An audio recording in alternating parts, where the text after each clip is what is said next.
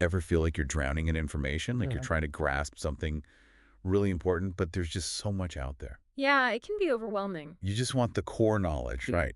The stuff that truly matters without spending days sifting through everything. Absolutely. You want that shortcut to understanding. And that's what we aim to do here. We dive deep into complex topics so you don't have to. We do the heavy lifting. Today, we're tackling something with a huge impact: how we can best support people with mental health conditions in finding fulfilling work and thriving in their careers. Really meaningful stuff. Our compass for this deep dive: some excellent resources from the Substance Abuse and Mental Health Services Administration, SAMHSA. Great source. We're looking at their 2025 publications. The IPS 25 Supported Employment Fidelity Scale is one. Okay, The IPS Program Training Guide, another. got it. And of course, the IPS Toolkit Introduction. All from 2025. Yep, all public domain too, which means it's coming from a solid evidence-based source. Always important. Absolutely. Yeah. So our goal: to give you a clear understanding of individual placement and support, or IPS. It's had a strong track record. We want to pull out the key principles, the practices, so you can really grasp what makes it so effective. Without getting bogged down in the details. Right. So let's get right to it. Yeah. What exactly is IPS? What's at its core? At its heart, IPS is all about supported employment. It's an evidence-based practice designed specifically for adults dealing with mental health conditions. The central aim: helping people get jobs and keep those jobs. Competitive employment. Competitive, meaning Meaning regular jobs, the kind anyone can apply for, integrated within the community, jobs that pay at least minimum wage with typical benefits, and where you work alongside people who may or may not have disabilities. so not creating specialized jobs or anything like that. Exactly. It's about accessing the regular job market just like anyone else. That makes sense. And what's really impressive about IPS is the evidence behind it. We're talking 28 randomized controlled trials as of 2024. That's a lot of research, a lot of rigor showing its effectiveness. You don't see that with many vocational approaches. 28 studies. That's powerful. And these resources we're using, this is an updated toolkit, right? Yes, this 2025 toolkit builds on an earlier version from 2009. All new research is incorporated, the most current understanding of how to best implement IPS in practice. So it reflects how the field has evolved. Absolutely. It's about continuously learning and improving outcomes. That's fantastic. All right, so what are the key principles that make IPS work so well? What's the secret sauce? Well, there are several. First, as we said, competitive jobs are the goal. Real jobs, integrated settings. Right. A crucial distinction from sheltered employment. Where people work in separate environments. Exactly, often earning less than minimum wage. IPS is about full inclusion, equal opportunity. Got it. So that's one principle. What else is there? Second, integration of employment services with mental health services. Meaning? An IPS specialist isn't working in isolation. They're part of the individual's mental health treatment team. Okay. They're at team meetings, working closely with therapists, counselors, psychiatrists, everyone involved in supporting the person. So it's about having a holistic approach. Yes, a unified approach to recovery and employment, working together. Makes sense. What else is crucial? This is big. Attention to consumer preferences. IPS services are truly driven by what the individual wants and needs. So the person has a say in. Everything. The type of work, the hours, the support they need, even if they want to disclose their mental health condition to an employer, all of it. Wow. So it's all about empowering them. It is, and research actually shows that when people get jobs that align with their preferences, they're happier, I bet. and they stay employed longer. It honors their autonomy. Really fascinating. What's next on the list of principles? Personalized benefits planning comes next. A lot of people with mental health conditions receive benefits. Social Security disability benefits, right? Yes, or other public entitlements. Mm, And they often worry about how returning to work will affect those benefits. a valid concern. Absolutely. So IPS offers personalized benefits counseling. So they understand the impact. Exactly. Mm. How will working affect their benefits, their health insurance, their government programs? That must be so helpful. It is. IPS specialists also connect people with resources like community work incentives coordinators, CWICs, Okay. and the Social Security Administration's WIPA program.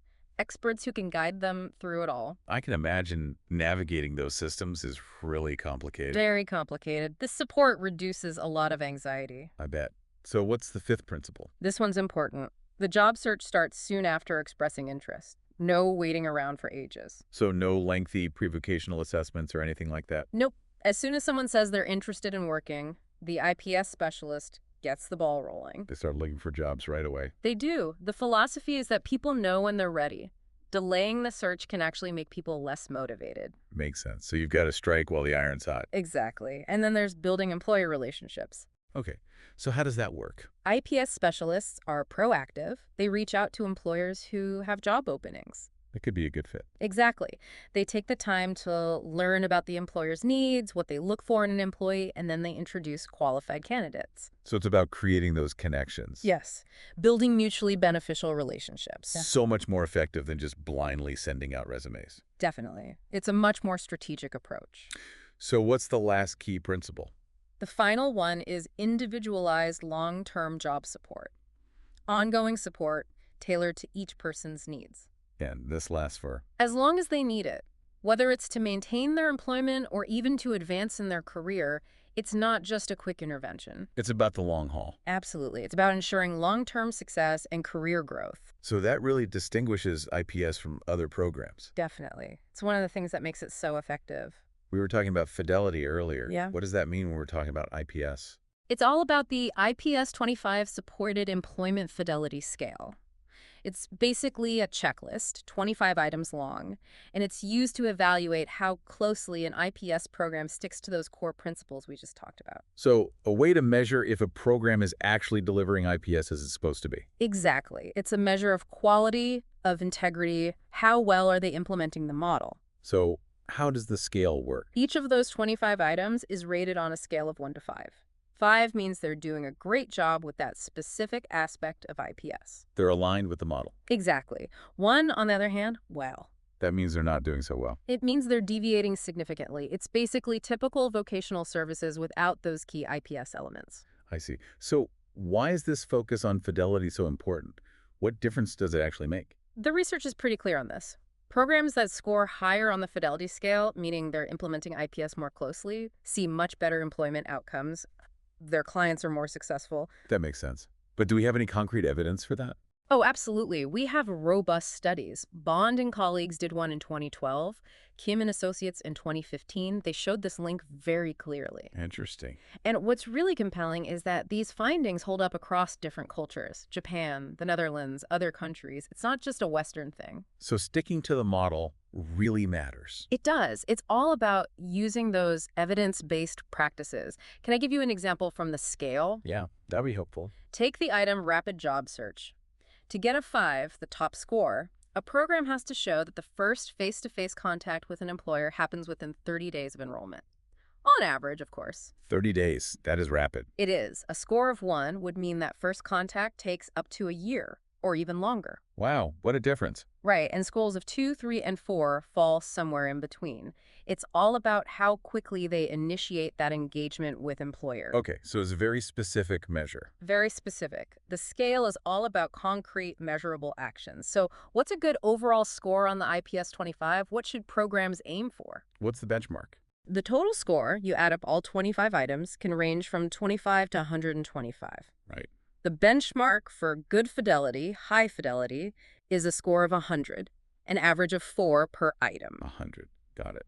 And this benchmark comes from national studies that have looked at fidelity scores for all sorts of evidence-based practices. 100 is consistently associated with good outcomes. So that's the magic number. How are these fidelity reviews actually done? What's the process? It's pretty thorough. Usually involves a site visit, about a day and a half, by 2 trained reviewers. Okay. They follow a strict protocol, very detailed, outlining how to gather all the information. They have standard interview questions, Yeah. guidelines for scoring each item. So it's standardized. Very much so. And who do they talk to? Everyone involved. Agency leaders, the IPS team leader, the specialists, the people receiving the services. The consumers themselves? Yes, very important. They also might talk to family members, mental health practitioners, community partners, even employers. So a really wide range of perspectives. Absolutely. They observe team meetings, review documents, sometimes even accompany specialists on visits to employers. They get a really complete picture. Sounds comprehensive. What happens after the visit? The reviewers score each item independently. Then they get together to discuss their To ratings. make sure they're on the same page. Exactly. They reconcile any differences, come up with a final consensus score for each item, That's it. and then they create a Fidelity report, which focuses on the program's strengths but also gives recommendations for areas needing improvement. So it's about accountability and ongoing development. Exactly. It's a very valuable process. You mentioned a story about a program that really embraced the Fidelity scale. Oh, yeah, there's a great one about a new IPS program in North Carolina. They got a really good Fidelity score right off the bat. Impressive. It was all thanks to their team leader. He kept a copy of the IPS Fidelity scale right on his desk. Really? Yeah. Every week, he'd focus on a different item. He'd think about what steps he needed to take to fully implement that aspect of IPS. So he was very proactive. Extremely. For instance, when he looked at the item about executive team support for IPS, he scheduled a meeting with his executive director to discuss the 8 IPS principles and what organizational changes might be needed to support the program. That's a great example of how awareness and engagement with the scale can lead to real improvements. Absolutely. It's about actively using it to guide your actions. Okay, let's dive into those key practices. Right. How does an IPS program actually engage with individuals? How do they get people involved? Engagement is crucial. IPS specialists go above and beyond to make the whole process easy and comfortable for the individual. What do they do specifically? They'll meet wherever the person prefers. A coffee shop, a library, even their home. So they don't insist on meeting at the agency Not at all. It's all about flexibility, making it convenient for the individual. and respecting their time, their schedule. Exactly. That builds trust.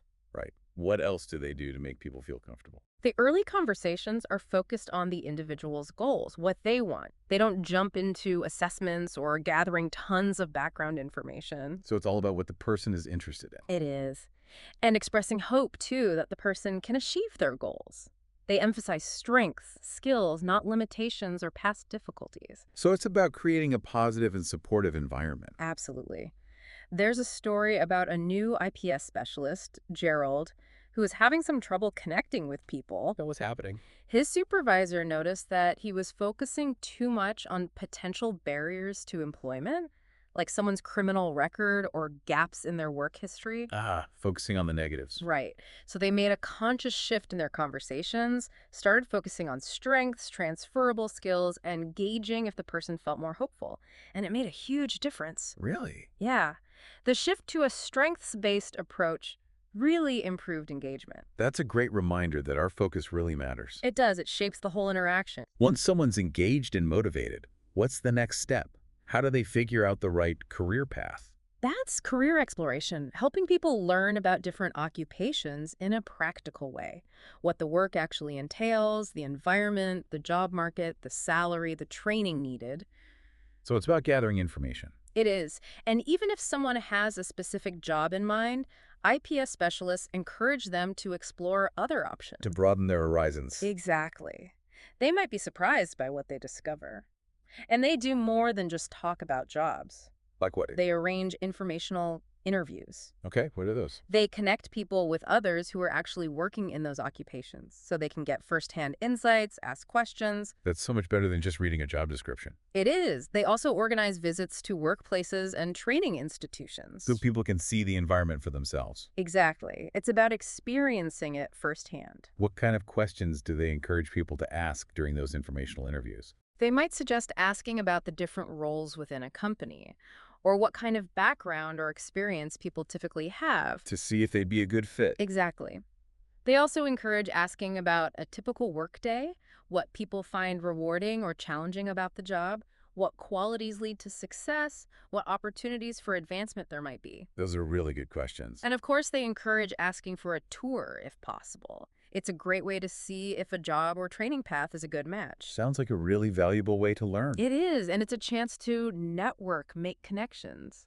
So once someone has a better idea of their career goals, how does the actual job search work in IPS? IPS specialists provide a lot of hands-on support. They help with resumes, cover letters, job applications. Especially those online applications, which it can be a nightmare. They can be. They also provide interview skills training with mock interviews and feedback. So they're really well prepared. They are. And remember, a core principle is that the job search starts quickly. No time wasted. Exactly. They don't spend months just on preparation. And they also help with following up on applications. So they don't just send them out and hope for the best. No, they're actively involved. They might even go with someone to meet a hiring manager, express their interest. To make a personal connection. Exactly. Even if a face-to-face meeting isn't possible, they help with phone follow-ups. Very proactive. And building those relationships with employers is so important. IPS specialists reach out to businesses, even if there isn't a specific opening at that moment, Just to get to know them. to understand their needs, their culture, to position themselves as a resource for qualified candidates. Proactive relationship building. That's smart. There's a story about Jorge Rodriguez, an IPS specialist. He built a relationship with a landscaping company, understood their hiring needs, and ended up placing several people in jobs. Before the positions were even advertised. Exactly. That's what proactive networking can do. So once someone gets a job, the support doesn't just end. No, absolutely not. Individualized job supports are essential. They're planned proactively, even before someone starts the job, and tailored to that person's specific needs. So they take into account the person's past experiences, any challenges they anticipate. Absolutely. Yeah. And their strengths, their coping mechanisms, the demands of the specific job, it's very personalized. What kinds of supports are we talking about? All sorts. Regular check-in meetings, coaching, problem-solving assistance, help with workplace accommodations, Accommodation. adjustments to job duties or the work environment to help people with disabilities succeed. Could be adjusting a schedule, providing written instructions, allowing assistive technologies. Got it. And these supports are often time unlimited. They continue for as long as the person needs them to keep their job and thrive. That's incredible. It is. That long-term commitment is a key part of IPS. And remember, it's not just about jobs.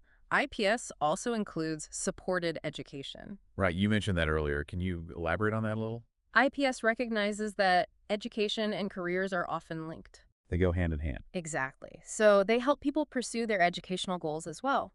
Finishing high school, getting a GED, vocational training, college degrees. So it's a much broader approach than just focusing on immediate employment. It is. It's about long-term success in all areas of life. What specific supports do they offer for people pursuing education? Lots of things. Help with study skills, time management, navigating the process of requesting academic accommodations. Accommodations are a big deal, especially in educational settings. For sure. For high school students, it might be understanding 504 plans and individualized education programs, IEPs.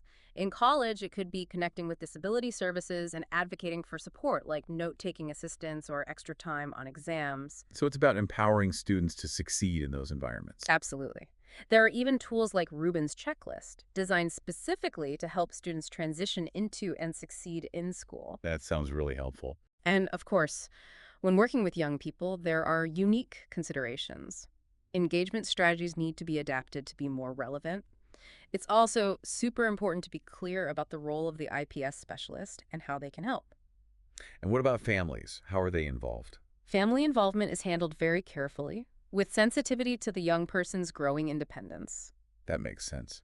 So it sounds like IPS has benefits that go beyond just finding a job. Definitely. Employment is a social determinant of health.